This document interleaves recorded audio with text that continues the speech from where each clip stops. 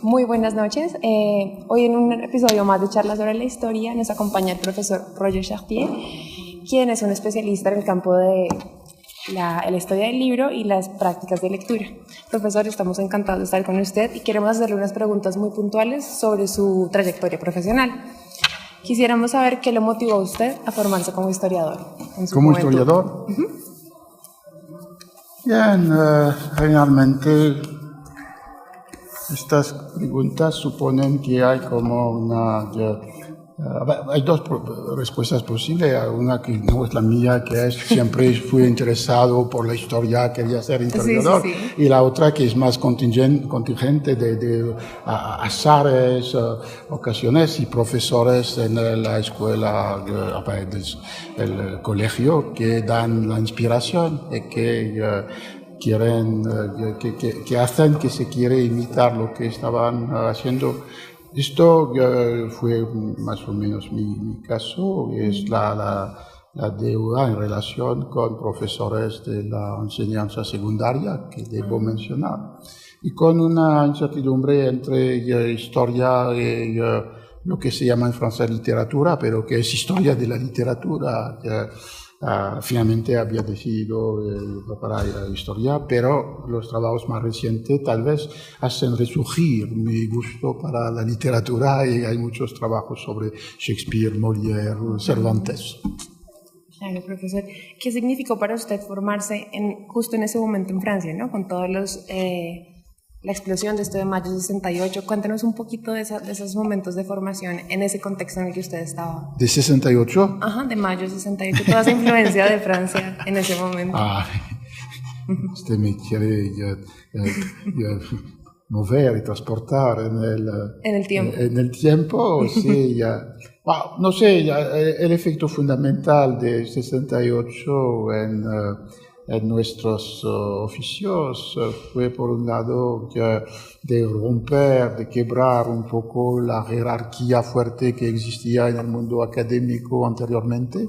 Existe todavía, pero había con una forma más espontánea, más libre, más igualitaria de discutir, de investigar, encontrarse. En segundo lugar, fue muy importante, me parece, para un nuevo equilibrio entre los sexos, que hay después de 68 más mujeres que entraron en las disciplinas científicas y en el mundo académico, y que obligó, por ejemplo, algo que nunca he conocido en toda mi trayectoria en la escuela primaria o secundaria, que era una escuela mixta. Había una separación fundamental, no se puede imaginar esto ahora, claro. Pero ya era una transformación absolutamente esencial. Más allá de esto, no ha tenido un efecto particular el 68 sobre los temas de investigación o las prácticas de investigación de los historiadores. Fue un evento más evidentemente con consecuencias sobre las relaciones entre los individuos, jerarquía, o entre los sexos, relaciones entre hombres y mujeres. Pero no veo bien una transformación. Sí existió esta transformación, no se vincula con 68, era la apertura de un cuestionario historiográfico a temas que no pertenecían a la tradición de los estudios históricos, que podían ser la historia cultural, la historia de las mujeres, un interés para la historia de la ecología, de la naturaleza, del clima, muchos temas que aparecieron, tal vez reforzados por la innovación de 68, pero que no se pueden decir que nacieron con 68. Profesor, y justamente respecto al punto que usted toca de ese nuevo acercamiento a la historia cultural, cuéntenos un texto que usted lo marcó en ese proceso de acercarse a esta nueva forma de hacer historia y un texto que nos recomienda para acercarnos a la historia cultural? Es muy difícil. No sé, el historiador francés que había abierto más a esta dimensión, o sea, los dos fundadores de los anales, Lucien Febvre y Marc Bloch, en los años, la revista que fundaron fue fundada en 1929 y fue la apertura del cuestionario historiográfico con esta revista y con la obra particular de Bloch, por ejemplo, La sociedad feudal, que es un libro en que hay todas las estructuras socioeconómicas y también una reflexión sobre las maneras de pensar y en la Edad Media, o bien algunos de los libros de Febvre que se critican hoy en día, pero que tienen un soplo, una energía muy fuerte. Por ejemplo, su libro sobre Rabelais y el ateísmo, que para él era imposible en el siglo XVI.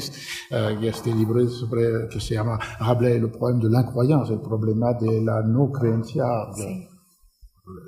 En el Renacimiento, son clásicos que me parecen se pueden siempre leer y releer, inclusive si se pueden hoy en día, particularmente los libros de Febvre, criticar. Muchas gracias, profesor. Y tenemos dos últimas preguntas. Quisiera saber, usted, ¿cómo llegó a ser parte de este proyecto de radio que tuvo tanta acogida en Francia? ¿Y qué opina de los historiadores en los medios de comunicación? Está fundamental esto, porque me parece que en el mundo contemporáneo, de una manera nueva, pero que no es la realidad, no es absolutamente nueva, hay varias formas de presencia del pasado. Hay las formas de la ficción, que puede ser la novela, que puede ser la película. Hay la forma de la memoria de los individuos o memoria de las instituciones de memoria, y a la forma de la historia como disciplina de saber.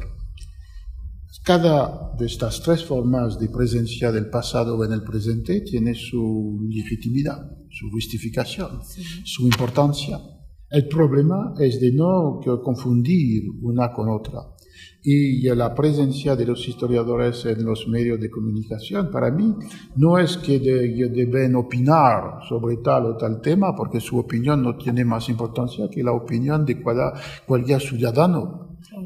Su papel particular es demostrar que hay criterios de investigación, de prueba, de validación, que hacen del discurso histórico una relación con el pasado que se podía considerar como más verdadera, con el esfuerzo que el discurso se adecua a lo que fue, que no necesariamente es la misión de la ficción, que debe también excitar la imaginación, tiene la posibilidad de inventar situaciones, tiene la posibilidad de transfigurar lo que sería la materia del pasado en una creación original.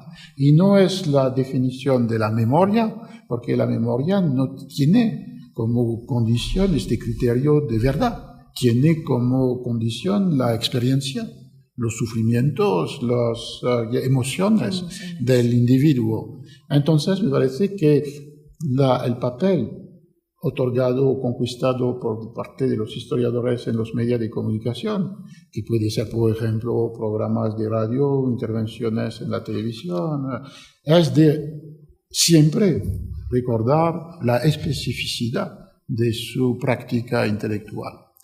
Evitar lo que es una tentación, que es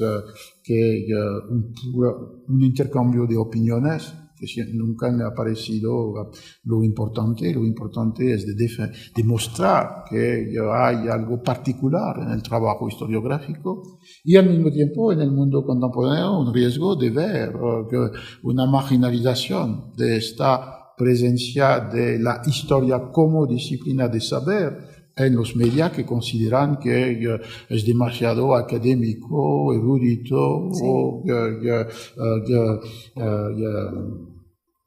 inútil. o que puede estar una cosa que no va a interesar al público. Y de ahí, en mi propia existencia, he visto como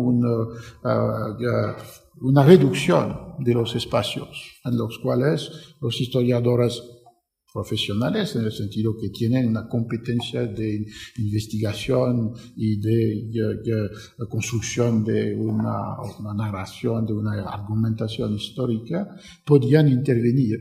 Reducción en los diarios que dejan menos espacio para este tipo de comentarios de libros académicos por historiadores profesionales. El programa de radio que se llamaba los lunes de la historia fue suprimido hace 2 años, sí, considerado como excesivamente serio, poco atractivo para las sí, nuevas audiencias. Pero siempre es un problema cómo se mide la importancia, si sí, es claro, puramente una estadística de la escucha o de la televisión, o si hay un interés para segmentos de la población que pueden ser minoritarios, pero que tienen un impacto fuerte. Por ejemplo, profesores de las escuelas primarias, de las escuelas secundarias, que era el público de estos programas. Pero es una lucha, una tensión para afirmar esta tarea específica de los historiadores en los medios de comunicación. Estas reflexiones, yo creo que a nuevas generaciones de historiadores nos son muy útiles justamente para plantearnos, ¿no?, las reflexiones con el mundo digital y los problemas de la difusión. Para cerrar, profesor, quisiéramos saber, ya que este es su campo de investigación, ¿cuál es su libro favorito en materia de literatura? Don Quijote de la Mancha, sin dudarlo, porque para mí no hay una diferencia fundamental entre el placer de la lectura y el conocimiento de la historicidad del libro al revés. En este sentido, más se profundiza un conocimiento, me parece más se puede construir un placer que no es puramente de erudición, sino de placer, de divertimento, entretenimiento, pero que se nutre de este conocimiento. Pero podría añadir muchos libros. Es como la cuestión que sería el libro, que sería la partitura que usted quería llevar en una isla desierta. Sí, ese tipo de preguntas. Sí, y la respuesta más inteligente que he escuchado a esta cuestión sería un manual para construir los barcos. Profesor, muchísimas gracias. Gracias a usted. A ustedes les invitamos a seguir consultando Charlas sobre la Historia.